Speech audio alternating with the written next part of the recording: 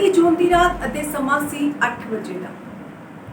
एक ਵੱਡੇ ਪੋਸ਼ ਇਲਾਕੇ ਦੇ ਵਿੱਚ ਵੱਡੇ ਅਪਾਰਟਮੈਂਟ ਦੇ ਵਿੱਚ ਗੁਮਨਾਮ ਕਾਤਲ ਦਾਖਲ ਹੁੰਦੇ ਨੇ ਅਤੇ ਘਰ ਦੇ ਵਿੱਚ ਮੌਜੂਦ ਕਨਹਈਆ ਸਿੰਘ ਨੂੰ ਬਹੁਤ ਹੀ ਨਜ਼ਦੀਕ ਤੋਂ ਗੋਲੀ ਮਾਰ ਕੇ ਖਤਮ ਕਰ ਦਿੰਦੇ ਨੇ। ਜਿਸ ਸਮੇਂ ਤੱਕ ਸਿਕਿਉਰਿਟੀ ਗਾਰਡਸ ਉਸ ਨੂੰ ਹਸਪਤਾਲ ਲੈ ਕੇ ਜਾਂਦੇ ਨੇ ਤਾਂ ਹਸਪਤਾਲ ਪ੍ਰਸ਼ਾਸਨ ਕਹਿੰਦਾ ਹੈ ਕਿ ਇਸ ਦੀ ਜਾਨ ਜਾ ਚੁੱਕੀ ਹੈ। ਦਰਅਸਲ ਇਹ ਸਾਰਾ ਮਾਮਲਾ ਹੋਰਾਂ ਨਾਲੋਂ ਅਲੱਗ ਕਿਉਂ ਹੈ कि सिर्फ इस करके क्योंकि एक असर रसूखदार व्यक्ति ਨੂੰ जिसका नाम कन्हैया सिंह सी, जिसका साला साबका विधायक रह चुकिया सी ਅਤੇ खुद ਇਹ एक बाहुबली ਦੇ ਵਜੋਂ ਜਾਣਿਆ ਜਾਂਦਾ ਸੀ कि सिर्फ इस करके इस सारे केस ਨੂੰ हाईलाइट ਕੀਤਾ ਗਿਆ ਜਾਂ ਫਿਰ ਇਸ ਦੇ ਪਿੱਛੇ ਦੀ ਕੋਈ ਹੋਰ ਵਜ੍ਹਾ ਸੀ।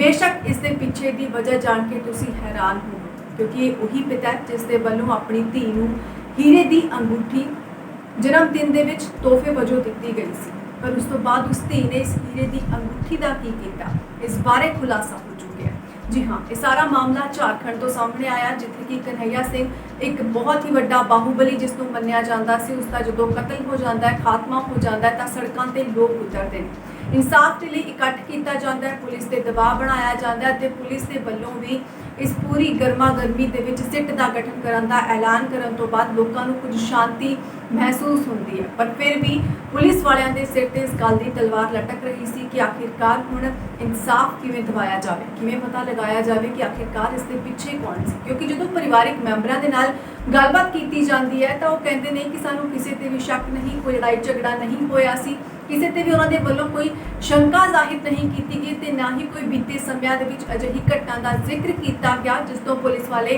अंदाजा लगा सकते कि सारी घटना वापरी तो वापरी क्यों। पुलिस ने जो हर पहलू तो जांच करनी शुरू की तो सब तो पहला उन्होंने हाथ लग्या पहला सुराग और CCTV फुटेज जिस दे विच उन्हां शूटरां नूं देखा जा सकता सी जिहड़े कि गोली मारन तो बाद उत्थों भज रहे सन।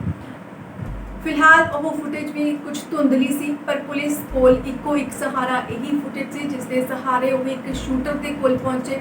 उसे शहर का रहने वाला एक नामी बदमाश जिसका नाम सी निखिल, पुलिस के वालों हुण उसनूं लभना बेहद जरूरी सी। पर जदों उसकी लोकेशन चैक की जा रही सी तो पता लग्या कि 29 तरीक नूं वो अपने ठिकाने लगातार बदलता रहा और सवेर होने तो पहला ही वो शहर छड्ड के जा चुकिया सी। पुलिस नूं इस निखिल दी कन्हैया सिंह दे नाल कोई दुश्मनी साफ तौर पर समझ नहीं आ रही सी। पर उस तो बाद पता लग्या कि निखिल लगातार किसी होर दे कॉन्टैक्ट दे विच सी, उसका नाम सी राजवीर सिंह।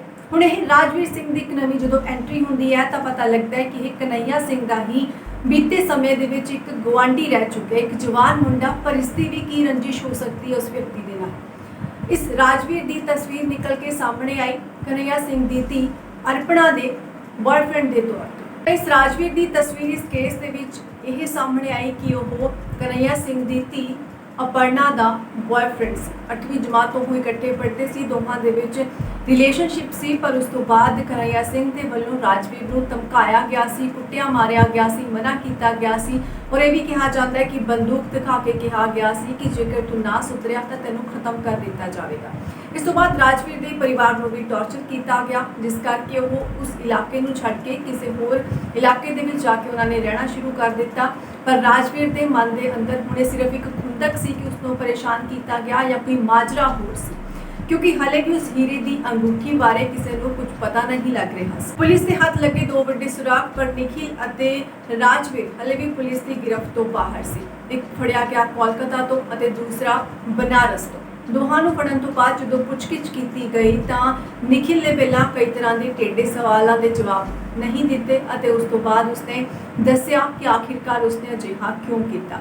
दूसरे पासे राजवीर तो पुछ पड़ताल करते हुए उसने मान लिया कि सब कुछ उसने किया। पर निखिल ने जो दस्या शूटर सी जिहड़ा उसके वल्लों जो दस्या गया वो सुन के पुलिस वाले भी हैरान सी कि की वाकई ही इसकी गल दे विच कोई सच्चाई है। निखिल ने दस्या कि मैनूं एक हीरे की अंगूठी दी गई सी ते किसी होर ने नहीं सगों कन्हैया सिंह की ही धी अपर्णा के वल्लों दी गई सी, यानी कि धी के वल्लों ही हीरे की अंगूठी दे के पिता की सुपारी दी गई सी कि उसनूं खत्म किया जाए। पर दूसरे पासे राजवीर आखिरकार ये सारा मामला हुण तक अपने सिर ते क्यों लै रहा सी। दरअसल इन्हां दी ही धी इसनूं 3 साल तो मरवाना चाहती सी पर उसनूं सही समा नहीं मिल रहा सी। लगातार इसकी फिराक दे विच राजवीर भी सी पर उसनूं भी समा नहीं मिल रहा सी। दूसरे पासे साबका विधायक के वलों प्रेस कॉन्फ्रेंस करके ऐलान किए जा रहे सन कि जिहड़ा भी असली कातल नूं मेरे सामने लैके आवेगा मैं उसनूं 1 लाख रुपया इनाम देवांगा। ਲੋਕਾਂ ਦੇ ਵਿੱਚ ਗੁੱਸਾ ਸੀ ਕਿ ਆਖਿਰਕਾਰ ਇੰਨਾ ਵੱਡਾ ਦੰਪਤੀ, ਇੰਨਾ ਵੱਡਾ ਬਾਹੂਬਲੀ ਜਿਸ ਨੂੰ ਕਿ ਖਤਮ ਕਰ ਦਿੱਤਾ ਗਿਆ ਘਰ ਦੇ ਵਿੱਚ ਵੜ ਕੇ, ਉਸ ਦੇ ਪਿੱਛੇ ਕੌਣ ਵਿਅਕਤੀ ਹੈ, ਉਸ ਨੂੰ ਇਨਸਾਫ ਮਿਲਣਾ ਚਾਹੀਦਾ। ਬਹੁਤ ਸਾਰੇ ਲੋਕ ਉਸ ਵਿਅਕਤੀ ਦੇ ਨਾਲ ਜੁੜੇ ਹੋਏ ਸਨ। ਕਨ੍ਹਈਆ ਸਿੰਘ ਨੂੰ ਜਾਣਨ ਵਾਲਿਆਂ ਦੀ ਕਮੀ ਨਹੀਂ ਸੀ, ਪਰ ਫਿਰ ਵੀ ਸਰਕਾਰ ਆਪਣਾ ਕੰਮ ਕਰਦੀ ਰਹੀ, ਪੁਲਿਸ ਆਪਣਾ ਕੰਮ ਕਰਦੀ ਰਹੀ, ਪਰ ਉਹਨਾਂ ਤੇ ਦਬਾਅ ਲਗਾਤਾਰ ਬਣਿਆ ਹੋਇਆ ਸੀ ਕਿਉਂਕਿ ਪਾਰਟੀ ਦੇ ਵਿੱਚ ਮੌਜੂਦ ਸਾਬਕਾ ਵਿਧਾਇਕ ਹੋਵੇ ਚਾਹੇ ਉਸ ਦੇ ਵੱਲੋਂ ਜਦੋਂ ਪ੍ਰੈਸ ਕਾਨਫਰੰਸ ਕਰਕੇ ਇਸ ਤਰ੍ਹਾਂ ਦਾ ਦਬਾਅ ਬਣਾਇਆ ਜਾਂਦਾ ਤਾਂ ਲੋਕ ਉਸ ਦੀ ਗੱਲ ਸੁਣਦੇ ਨੇ ਅਤੇ ਇਨਸਾਫ ਦਿਵਾਉਣ ਦੇ ਲਈ ਉਹ ਸੜਕਾਂ ਤੇ ਬੈਠ ਕੇ ਰੋਸ ਪ੍ਰਦਰਸ਼ਨ ਕਰਕੇ ਪੁਲਿਸ ਤੇ ਲਗਾਤਾਰ ਦਬਾਅ ਵੀ ਬਣਾ ਕੇ ਰੱਖਿਆ ਹੋਇਆ ਸੀ। ਪਰ ਪੁਲਿਸ ਨੂੰ ਜਦੋਂ ਇਹ ਸਾਰੇ ਸੁਰਾਖ ਮਿਲੇ ਤਾਂ ਉਹਨਾਂ ਨੂੰ ਖੁਦ ਯਕੀਨ ਨਹੀਂ ਹੋਇਆ ਕਿ ਉਹਨਾਂ ਦੀ ਹੀ ਧੀ ਅਪਰਨਾ ਜਿਹੜੀ ਕਿ ਪਿਤਾ ਦੀ ਮੌਤ ਤੋਂ ਬਾਅਦ ਟੁੱਟ ਚੁੱਕੀ ਸੀ, ਰੋਣ ਦਾ ਦਿਖਾਵਾ ਕਰ ਰਹੀ ਸੀ, ਹਰ ਤਰ੍ਹਾਂ ਦੀ ਗੱਲ ਦਾ ਜਵਾਬ ਦੇ ਰਹੀ ਸੀ, ਘਰ ਦੇ ਵਿੱਚ ਹੀ ਮੌਜੂਦ ਸੀ, ਉਸ ਤੋਂ ਬਾਅਦ ਵੀ ਉਸ ਦੇ ਵੱਲੋਂ ਹੀ ਇਹ ਸਭ ਕੁਝ ਰਚਿਆ ਗਿਆ। ਇਸ ਤੋਂ ਬਾਅਦ ਪੁਲਿਸ ਨੇ ਜਦੋਂ ਧੀ ਨੂੰ ਗ੍ਰਿਫਤਾਰ ਕੀਤਾ, ਹਿਰਾਸਤ ਦੇ ਵਿੱਚ ਲਿਆ ਤਾਂ ਪੁੱਛਗਿੱਛ ਕੀਤੀ ਗਈ। ਉਸ ਦੇ ਵੱਲੋਂ ਦੱਸਿਆ ਗਿਆ ਕਿ 29 ਜੂਨ ਦੀ ਉਹ ਰਾਤ ਜਦੋਂ ਨਿਖਿਲ ਸ਼ੂਟਰ ਉਸ ਦੇ ਸਮੇਤ 2 ਸਾਥੀ ਹੋਰ ਉਸੇ ਅਪਾਰਟਮੈਂਟ ਦੀ ਛੱਤ ਦੇ ਉੱਪਰ ਬੈਠ ਚੁੱਕੇ ਸਨ। ਧੀ ਦੇ ਵੱਲੋਂ ਆਪਣੇ ਪਿਤਾ ਦੀ ਰੇਕੀ ਕੀਤੀ ਗਈ, ਬਾਰ-ਬਾਰ ਦੱਸਿਆ ਗਿਆ ਕਿ ਉਹ ਕਿੱਥੇ ਨੇ। ਘਰ ਪਹੁੰਚਣ ਤੋਂ ਪਹਿਲਾਂ ਵੀ ਇਤਲਾਹ ਰਾਜਵੀਰ ਨੂੰ ਦਿੱਤੀ ਗਈ ਸੀ। ਧੀ ਦੇ ਵੱਲੋਂ ਹੀ ਆਪਸ ਦੇ ਵਿੱਚ ਪ੍ਰੇਮਿਕਾ ਨੇ ਹੁਣ ਰਾਜਵੀਰ ਨੇ ਉਸ ਤੋਂ ਬਾਅਦ ਨਿਖਿਲ ਨੂੰ ਫੋਨ ਕੀਤਾ ਤੇ ਸਾਰੀ ਜਾਣਕਾਰੀ ਸਾਂਝੀ ਕੀਤੀ ਕਿ ਕੁਝ ਹੀ ਦੇਰ ਦੇ ਵਿੱਚ ਕਨ੍ਹਈਆ ਸਿੰਘ ਆਪਣੇ ਘਰ ਪਹੁੰਚਣ ਵਾਲੇ ਨੇ। ਜਿਵੇਂ ਹੀ ਉਹ ਘਰ ਪਹੁੰਚਦੇ ਨੇ, ਅਪਾਰਟਮੈਂਟ ਦੀ ਛੱਤ ਤੋਂ ਸ਼ੂਟਰਾਂ ਸਮੇਤ ਨਿਖਿਲ ਨੀਚੇ ਆ ਜਾਂਦਾ ਹੈ ਅਤੇ ਉਸ ਤੋਂ ਬਾਅਦ ਬਹੁਤ ਹੀ ਨਜ਼ਦੀਕ ਤੋਂ ਕਨ੍ਹਈਆ ਸਿੰਘ ਨੂੰ ਗੋਲੀ ਮਾਰ ਕੇ ਖਤਮ ਕਰ ਦਿੰਦਾ ਹੈ। ਤਿੰਨੋਂ ਜਾਣੇ ਅਲੱਗ-ਅਲੱਗ ਰਸਤੇ ਤੋਂ ਭੱਜ ਜਾਂਦੇ ਨੇ ਅਤੇ ਇੱਕ ਸੀਸੀਟੀਵੀ ਦੇ ਵਿੱਚ ਨਿਖਿਲ ਕੈਦ ਹੋ ਜਾਂਦਾ ਹੈ, ਜਿਸ ਦੇ ਆਧਾਰ ਤੇ ਹੀ ਪੁਲਿਸ ਨੇ ਇਹ ਸਾਰਾ ਮਾਮਲਾ ਸੁਲਝਾਇਆ। ਧੀ ਦੇ ਵੱਲੋਂ ਇਹ ਵੀ ਦੱਸਿਆ ਗਿਆ ਕਿ ਇਸ ਤੋਂ ਪਹਿਲਾਂ ਉਸਨੇ 20 ਜੂਨ ਨੂੰ ਵੀ ਸਭ ਕੁਝ ਤਿਆਰ ਕੀਤਾ ਹੋਇਆ ਸੀ, ਟਾਰਗੇਟ ਤੇ ਸੀ ਪਿਤਾ, ਪਰ ਉਸ ਦਿਨ ਚੰਗੀ ਕਿਸਮਤ ਦੇ ਨਾਲ ਪਿਤਾ ਦੀ ਚੰਗੀ ਕਿਸਮਤ ਦੇ ਨਾਲ ਉਹ ਉਸ ਦਿਨ ਬਚ ਗਏ। ਪਰ 29 ਤਰੀਕ ਨੂੰ ਜਦੋਂ ਸਾਰਾ ਪਰਿਵਾਰ ਇੱਕ ਪ੍ਰੋਗਰਾਮ ਤੇ ਗਿਆ ਹੋਇਆ ਸੀ, ਪਿਤਾ ਇਕੱਲੇ ਸੀ, ਤਾਂ ਧੀ ਨੇ ਸੋਚਿਆ ਕਿ ਇਹ ਸਹੀ ਮੌਕਾ ਹੈ ਕਿ ਇਸ ਪਿਤਾ ਨੂੰ ਖਤਮ ਕਰ ਦਿੱਤਾ ਜਾਵੇ।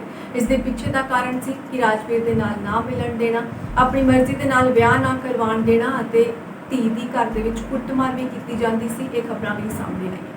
ਤਾਂ ਪਿਤਾ ਦੇ ਵੱਲੋਂ ਜਿਹੜੀ ਅੰਗੂਠੀ ਆਪਣੀ ਧੀ ਨੂੰ ਜਨਮ ਦਿਨ ਦੇ ਮੌਕੇ ਤੇ ਉਪਹਾਰ ਦੇ ਵਜੋਂ ਦਿੱਤੀ ਗਈ ਸੀ, ਉਸੇ ਉਪਹਾਰ ਨੂੰ ਉਸ ਧੀ ਨੇ ਕਿਵੇਂ ਚੁਕਾਇਆ, ਇਸ ਖਬਰ ਦੇ ਵਿੱਚ ਸਾਹਮਣੇ ਆਇਆ। ਲਗਾਤਾਰ ਸਮਾਜ ਦੇ ਵਿੱਚ ਵੱਧ ਰਹੀਆਂ ਅਜਿਹੀਆਂ ਘਟਨਾਵਾਂ ਨੂੰ ਦੇਖਦੇ ਹੋਏ ਡਰ ਲੱਗਦਾ ਹੈ ਅਤੇ ਰਿਸ਼ਤਿਆਂ ਸਮੇਤ ਹਰ ਇੱਕ ਇਨਸਾਨ ਤੋਂ ਵਿਸ਼ਵਾਸ ਉੱਠਦਾ ਜਾ ਰਿਹਾ ਹੈ।